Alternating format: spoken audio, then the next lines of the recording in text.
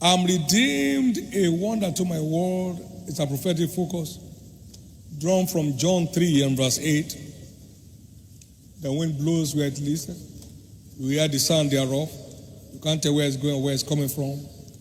And so is everyone that is born of the Spirit.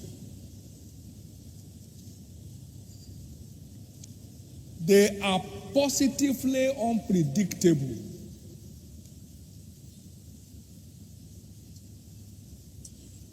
The storms that destroy order changes their own level. The fire that consumes order enthrones them.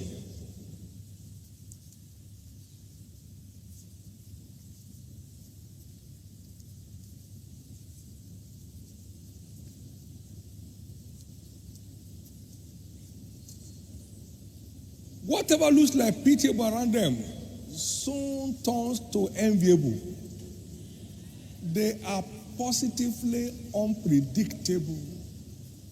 They always spring surprises because they are like the wind. And that's you. That's you. Can I take into the story, very humorous one? A lion baby was captured, a lion cub, and was growing among the sheep and began to eat what the sheep ate, drink what the sheep drank. Before she knew it, lost her lion's nature to the nature of a sheep. Anytime they went to the water stream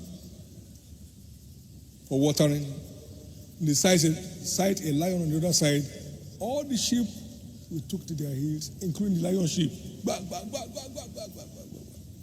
Because he has lost his identity to the environment. He has lost his identity to the environment. One day, while taking water, he saw his picture on the face of the water. Wait a minute. I looked at that thing we run away from. What? He shook his head. Look like that. The next time a lion showed up, he crossed over and crossed to his own correct kingdom. You are crossing over this month. We have lived with the natural long enough that we have suddenly lost our supernatural identity. As a human being, what can I do? We are saying that with them. As a human being, what can I do? Because our nature has been corrupted by the environment. But today is an escape. There's an escape for you and I. Can I hear your loudest amen? Our teaching focus for the month, and we're starting part 1 today, is captioned Unlocking the Supernatural. Unlocking the Supernatural. Exodus chapter 4 verse 17 is the right scripture. And thou shalt take this rod in thy hand, wherewith thou shalt do signs. You need the rod to unlock the supernatural. And that rod is Jesus. It's the rod that came out of the stem of Jesse. And that Jesus, the living word. So it takes the word to unlock the supernatural that is embedded in us.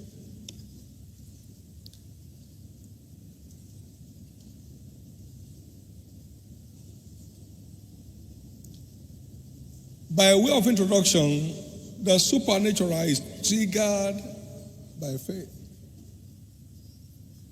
Thy faith has made thee whole.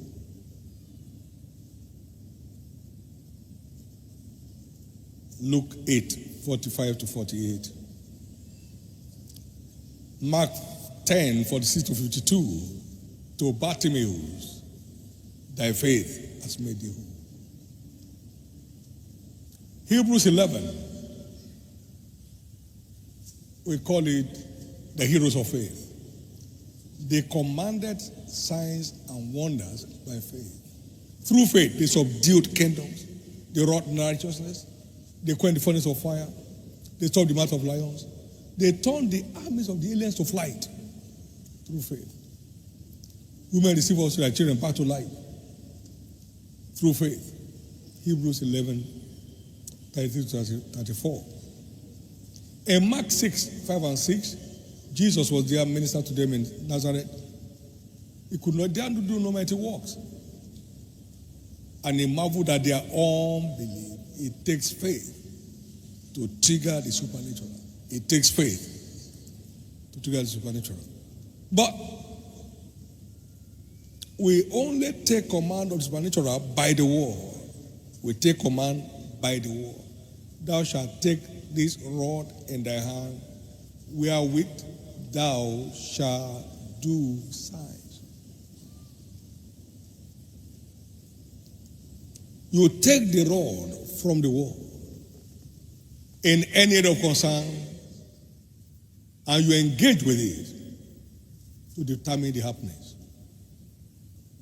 John chapter 1 verse 1. First John, please. 1 John 1 and verse 1.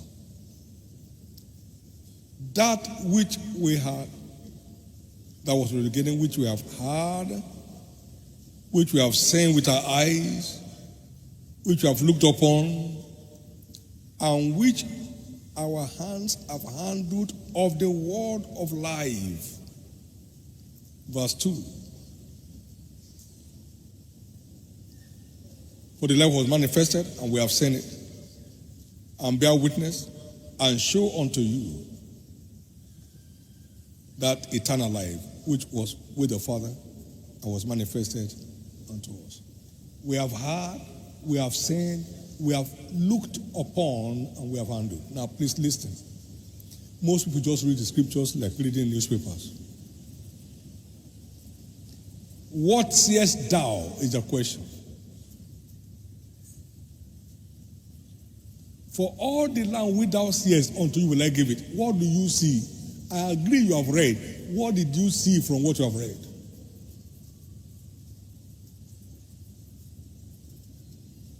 It is only what we see that becomes ours. Genesis 13, 14, and 15. As far as your eyes can see, unto you will I give it. Jeremiah chapter 1, verse 12. Verse 11 and 12. What sayest thou? I see a root of an almond tree. Thou hast well saying, for I will hasten my word to perform it.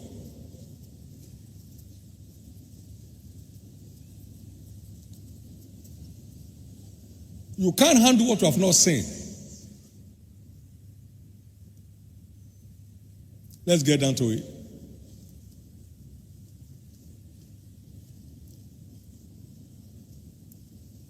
Any food taken that does not go through the digestive system is a burden. It has no value.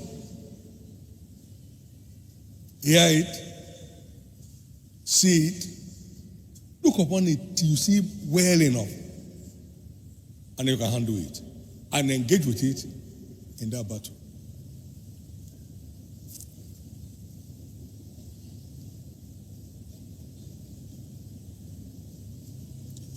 But operating in the supernatural begins with knowing who we are, because who we are determines what we can dare. And there's no other way to know who we are but through the mirror of scriptures. James 1, 22 to 25. The word says, but be ye doers of the word and not hearers only, deceiving your own self. But if any man be a hearer of the word and not a doer, like unto a man that looks at himself in a mirror and walks away and forgets what he looks like. But whosoever looketh into the perfect law of liberty, the word of God, he not be the forgetful hearer, but a doer of the word, this man shall be blessed in his deeds.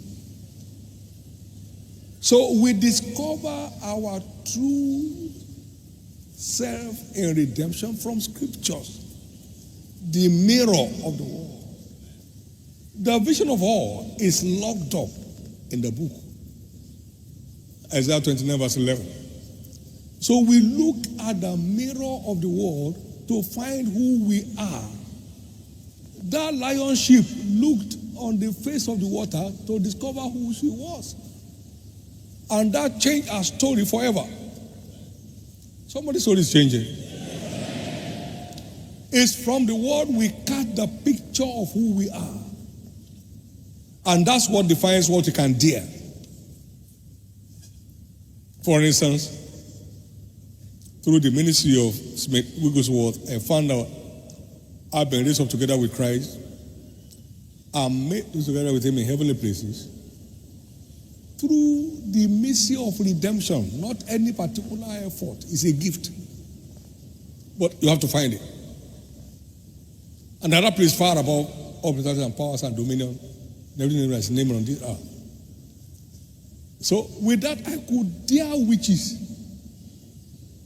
with absolute authority, and they bowed. You find it, you're in command. You're in command.